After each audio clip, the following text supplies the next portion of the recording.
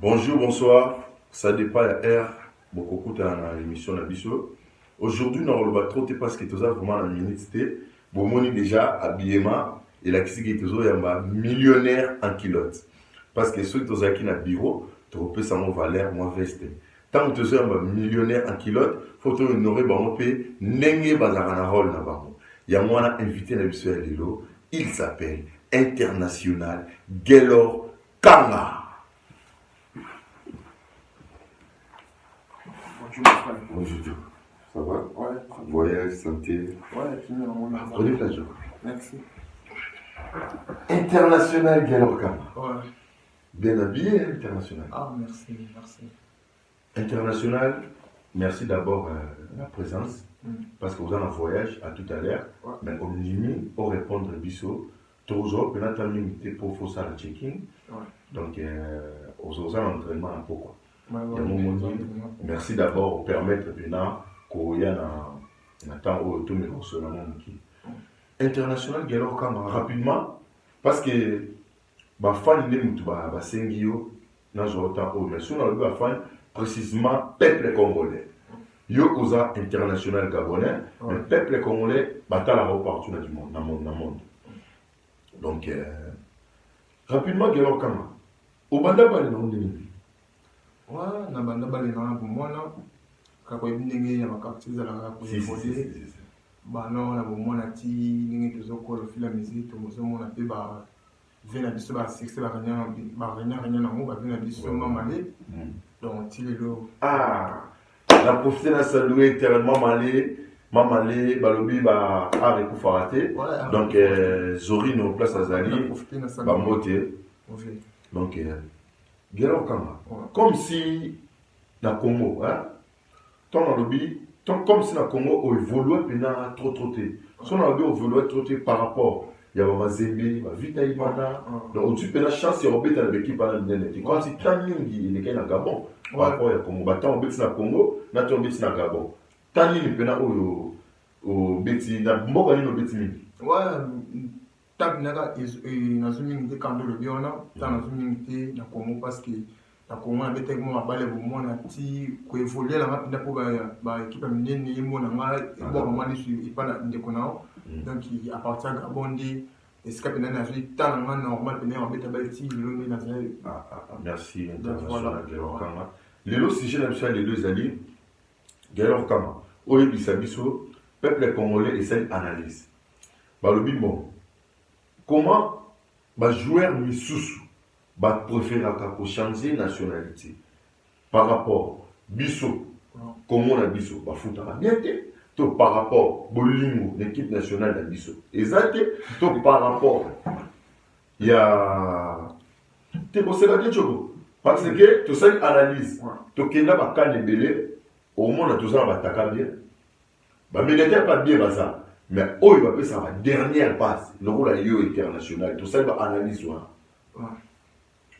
Ceux qui te montrent le va faire sur ma kelele, ceux qui te montrent le va ma tuidi, baza ma médiateur.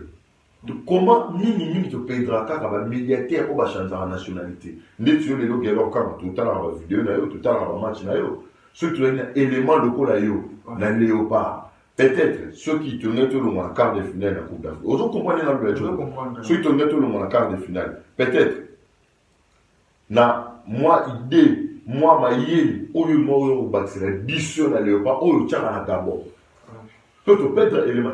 S'il s'agit de l'eau, parce que tu peux perdre élément de l'eau. Parce qu'un médiateur, il y a un championnat, au champ, 11 billes. 15 billes, on m'habitait au Lekataka. Parce que le médiateur, tout à la Gabon, tu veux bénéficier. Ceux qui sont au Congo, tout ça qui n'a pas. Au moins, tu as dit que la Coupe d'Afrique, tu as au Kenya. Au moins, tu as dit au Kenya. Mais tu n'as pas. Sentiment ligne. Et tu n'as pas. Est-ce que les gens qui facile, tout difficile, dans l'équipe nationale à Gabon, et qui vont sélectionner parce qu'on n'y va qui directement.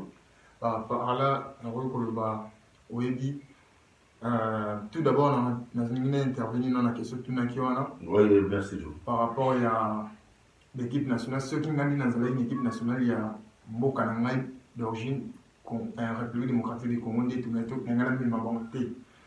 Nzambi l'a dit pourquoi. Peut-être que personne n'a regardé tout qu'il était. Si. Donc voilà. Parce que, au pays, on doit jouer le roi dans l'équipe, on est là. Bien parlé. Donc voilà, pour la nationalité, prochaine nationalité, comment on bête dans l'équipe nationale à Gabon, et ça par rapport que non, mais bête il y a des volets à Gabon, et l'autorité à Gabon, Gabonais. Parce que nous sommes en train de faire des détails. On est en train de faire des malgré qui est un peu difficile. Au moins, aux autres rêves, nous avons mais moi comme ça, je sollicite. Donc, dans un mois de temps, on va concevoir, on va appeler ça qui est bon, le problème est que ça dira qu'il y a une équipe nationale, il y a Gabon. Merci Diogo, merci Diogo. Tout le monde, tout le vraiment, un club trop à Gabon, tout le monde football professionnel, tout le monde premier contrat dans la Russie. Diogo, au Outina Moyi, pour qu'il m'a dans l'hiver. Est-ce que. C'est un monde. C'est compliqué qu'il y ait quand même. Ouais, c'est tout à fait normal. C'est compliqué pour là. Au Outina, pays tout le monde qui est Moyi. D'autres nao imesema moi tout l'union tout a eu imesema na moi du coup aucun pays moi on nous vend en plus c'est trop malin moi complication c'est la moi on kemba malili ba grippe tout donc c'est un peu difficile mais pour s'améliorer quand même. Ah c'est bon Dieu. Tout le monde évolue dans ici mais un médiateur aux autres tchaba bi le goal attaque oui médiateur attaque mais il y a yo tant au logo taraba il faut pas avoir un million de quotas est-ce que Diogo n'est toujours qu'à voir si ça va jouer moi est-ce que Diogo yo peut au mingi ça oui bisous en fait c'est tout à fait normal to tchaba toujours ma quand c'est qui c'est mais c'est là qui c'était les personnes dans qui c'était mon clibo donc pour le moment déjà Diogo oui c'est tout à fait normal le moment non mais Nzambe moi il parce que Nzambe peut sambela ka famille na ngai puis toute la famille chrétienne moi si na nga bana na nga tout peut sambela donc ba mabondi ba tia ka ngana ba ndiko na ngana o ya ngamoko ya ngana ozomona ba fruit wana so les produits na terrain Nzambe yimuwa yebi achaka Diogo na mabondeli Diogo la famille chrétienne alors moi si na ye surtout achaka na mabondeli tout ça prenant à apprendre la vie privée à Diogo te to retourna kaka Mituna oyo ba supporter na peuple congolais oyo balingaki na tuna Diogo yango moni tozo tuna Diogo prochainement tu reçois pena Diogo et tout ma temps est belé parce que Diogo a un voyage a un entraînement lui il vole à République tchèque là tout à l'heure à la checking pour voyager mais en nimi azo temps na biso Diogo Kamba ouais mon frère olongo ici OK Serbie la Russie va se plaindre na yo mais au Kati, contrat de la Russie, ok, signé la Serbie. À quelle cause avec la Russie est-ce que Québec continue avec la Serbie? Oui, bien, mon candidat, là, tant on loin une équipe mususu, où ils allaient le voir famille, non, ambiance, vous savez, non, qui n'a équipe mususu. Oui, bah, mais il y a bien cela qui. Mais, nous, na s'habituel, il y a l'eau sur les bannières à mon matate, quoi. Et au fil et à mesure, quand on a demandé qu'on bête à Kuna, et on a découvert, oui, quand même, la famille, qui a bien ambiance, tout, dans le roi, papa n'a pas d'anda. Donc, voilà. Merci Diogo, on a ma question, on a ma réponse. Moi, j'ai Diogo, on parle 3 langues, lingala, français, anglais. Mais, au réel, qui peut avoir un mot comme Soussou, let's out, je voulais la République tchèque, comment dans un mot comme Soussou, anglais, français, moi, mon boulot. Il y a la côté internationale qui est au côté. Mais on a que s'habituer dans la langue, il y a.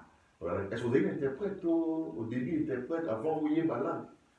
Par rapport à la langue, sur aucun mot parce que la langue mot éviter pour apprendre. Il y a une bossure et ma salutation malgré. Interprète ça là pour interpréter au yozoloba na oba yozoloba na donc et voilà au fil et à mesure on va na kata bateau ozo misana oyebi kina oba benga ngoboy ninga sa bitua kiti na ningo moyi ni mo a maîtrise ba la nyango et va na mutu Merci Diogo Kanga. Tu es ce que la République tchèque. Place où tous les monde à Diogo, aux autres Tchababi, comme nous l'autre la Serbie, aux autres Tchababi, bas supporters, bazo yemba, bazo sepelanayo. Diogo. Kolomano na Gabon, professionnel ici, Serbie, pardon, les locaux automobiles, la République tchèque. Ils ont voulu leur bien. Oui, ils ont voulu très bien, calmement. Ils ont voulu très bien. Ah, merci Diogo. Mais Diogo, rapidement, avant la tournée, souhait Nayo Zala aussi sa carrière, mais rapidement, question moi Yelinga, au Bafan Batuninga, pourquoi aux a 5 ans, aux a plein, donc, au cause de la mais net millionnaire qui est à aux a à l'aise, tu parles avec tout le monde, aux a qui te, pourquoi aux a social, donc, bref, pourquoi aux a social, pourquoi au lieu à Karabat? Bah, par là, je peux dire que non. Et puis, souvent, au bout de la famille, mon boy, bah, nous l'acceptons au Kaba, bah, nous l'acceptons en van ensemble, et Sanga, Kobo, et Mouté, le nom du Nios, tout à Zani PC, donc, dans mon zoko, là, et puis, famille, au sein, le lingue, voilà, qui s'y donc, il y a parce que n'a pas vu voilà ndenge zala tant n'a pas zala ka wazanga ba na pe ko kabela mai et pourquoi pas n'a pas ça bola moi tant na zui moi quoi ma to ka bana baninga donc au moni réponse bah c'est na kibiso Diogo à répondre ndenge to lobaka bozuya pasi alia kato aibara toujours pasi ya baninga. Merci Diogo international Kanga. Merci de l'invitation à yo. Tu vas te rejoindre vraiment ta unité. Et puis tu retournes tout au niveau de la famille là yo. Peut-être que one année tu voyais bah Diogo azana bana combien Diogo azana botama la famille ni Diogo azana coloni ni Diogo plan préféré là et zala nini. One année qui te retourne en prochainement. Rapidement, je salue international Vivien Maïle, Montemaya Victoria là tout cas. Junior Kaswatuka, Motemaya, Merveille, Maman Paradis, J.V. Lampa, je salue Ivana Vungi, KNZ. Diogo, international, Gaylor Kama. Rapidement, avant aussi, ça Diogo Tozo, que Nathan Belete, parce que vous en avez voyagé tout à l'heure. Question, vous voyez, il y a un fan. Mais Gaylor Kama est bête de la Ewana. Pourquoi, pays où Bissoutou Lukaraya, ni ayaka yango na évoluer na pays mususu eza manager ndenge atindaka yo to eza selon pays oyo bapesi yo contrat après rapidement so répondre naza na deuxième question sur na répondre de leur kaka bon pour na contrat bon eza selon ndenge manager ayelaka ngai quoi manager so ayelinga contrat mo boye 5 na kende na lukana na ebati contrat mo eza nini ezosenga nini mpe na pays nini mpe bisika nini donc soki namoni eza malamu mpona nga mpona avenir ya bali na nga donc pourquoi pas na oboya natia misaka voilà soki omoni malamu pourquoi pas oboya Diogo ntango ozoloba question oyelinga rapidement Gaylor Kanga obandaki bale na yo na RDC, République démocratique du Congo Moki. Les Loki, Gabon, Russie, République tchèque, Serbie. Aujourd'hui, Gaylor Kanga Balobi bon fait la carrière na yo, olinga évoluer na mboka nini, na lolinga okende, kina lokenda te olinga ka okende. Tu fait la carrière na yo na mboka nini. Wana même ba approche nga ba yebi, na vision nga toujours na balondi na betelaka.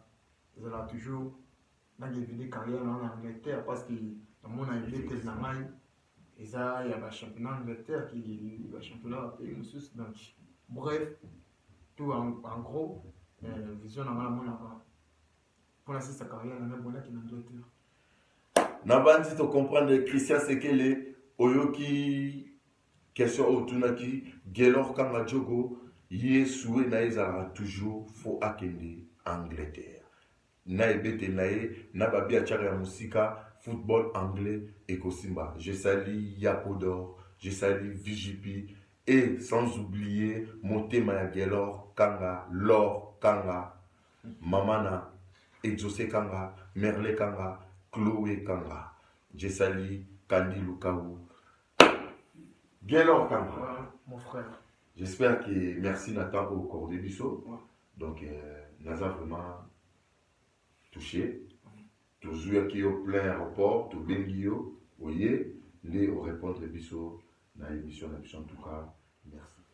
Voilà, sans oublier PDG Yamboka, Bobo Belleray. Il a que moi, ah, je suis touché.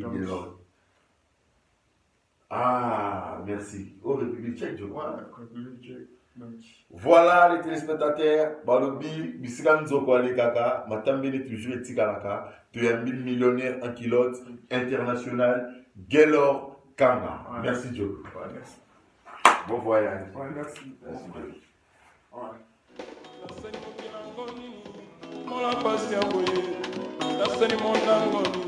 On a mérité passion.